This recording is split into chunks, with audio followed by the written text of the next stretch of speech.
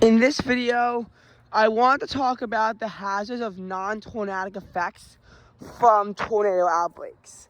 As we know, in a tornado outbreak, usually the tornadoes get the main story. But that's not really fair to the other non-tornadic events that happen, which sometimes can be even deadlier than the tornadoes itself.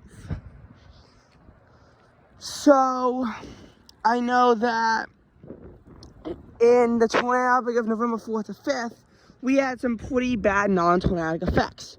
13 people were injured in a car pileup in Denver, one of them being serious. 100 cars piled up, forcing 6th Avenue to close. And this would be the same storm that would produce the tornadoes.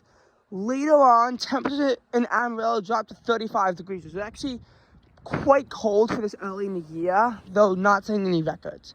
But it did allow for some rare early season snowflakes. Then the tornado threat began to emerge across the Red River, Texas, Oklahoma.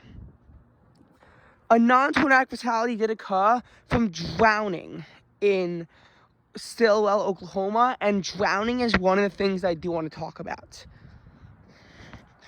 It also dumped hail up to 3/4 of an inch in Wisconsin, and led to wind gusts of over 80 miles an hour throughout Illinois, where one more tornado was spawned on the 5th. All the other tornadoes were on the 4th. We've gone a long way without tornado outbreaks since then, and usually, yes, it is straight line wind gusts that are the main backside factor to tornadoes, because hail isn't usually strong enough to wind up, killing people. Even though it is one of the main three, I think that the last time we saw a hail death in the United States might have been in the 2000 Fort Worth tornado outbreak, to the point where since then there's honestly been more other stuff that's more prudent to kill us in the same storm system that might not be on the severe weather side of things.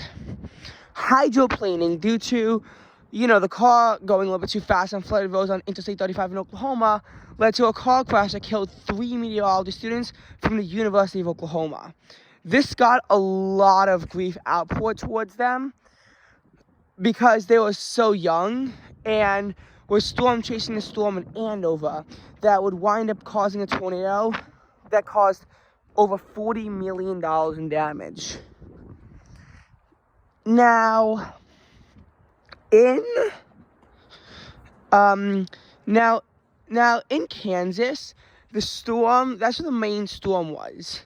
This was just some rain that was left over that ordinarily wouldn't have been a problem, but it was because of the hydroplane that people were on it, and it was made worse because they slammed right into a truck, which, again, normally wouldn't have been so bad, except for the fact that it was how ingrained it was. I mean, the corpses, it took them 5.5 hours to remove them. That's a sign that it's a really bad car crash, and a fatal one at that.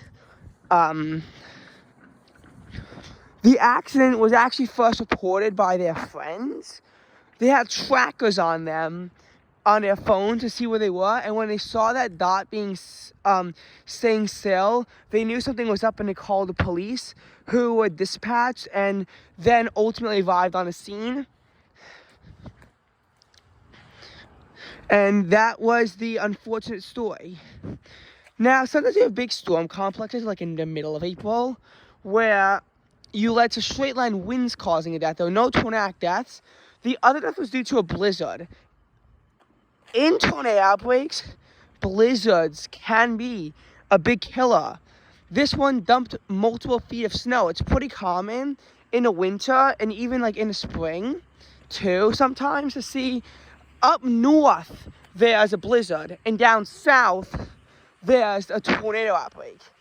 And those two can go hand in hand pretty well. Sometimes the blizzard even comes after the tornadoes, like in 1911. But in this case, the blizzard caused one death in North Dakota. 4 feet of snow fell in parts of Montana. The blizzard was really bad in Montana and North Dakota, but heavy snow fell as far west as eastern Nevada.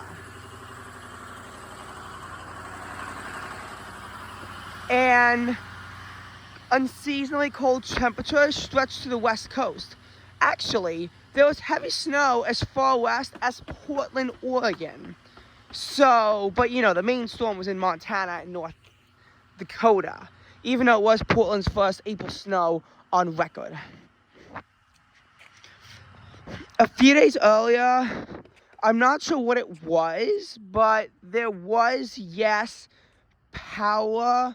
There was, deaths, maybe due to straight line winds and on a tornado outbreak in early April, despite, they're not actually being tornadoes.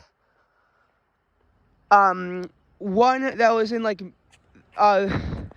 one that was at mid to late March, that kind of time of year, that wound up seeing the bad New Orleans tornado and a bunch of other really bad tornadoes, wound up causing three deaths, and the 3 deaths were due to